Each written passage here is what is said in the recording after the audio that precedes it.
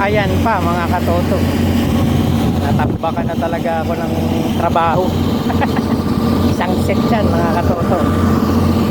Radiator yan ng Mercedes truck. Ayan. Ito yung intake niya. Ito wala namang problema to. Hopefully pinalilinis lang. Ito i-overhaul ko, tsaka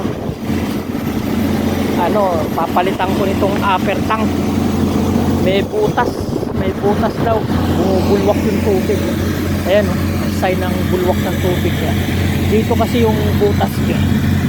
Common naman yan mostly. Dito talagang problema. Parang kasi may baby tank na nakakabit dyan. Ito grabe. Tapos ito yung pinakalock niya. Ayun, pag nagba-vibrate yun, parang natupusok yung tank kaya nabubutas plastic lang ito. Pero may spare naman ako dyan. Yung mga in-scrap ko noon na radiator ng Mercedes, sinabi ko yung tanke. May pamalit ako, hindi sila mamumroblema ng pagbili ng tanke, di ba? Tayo mga Pilipino, madiskarte tayo.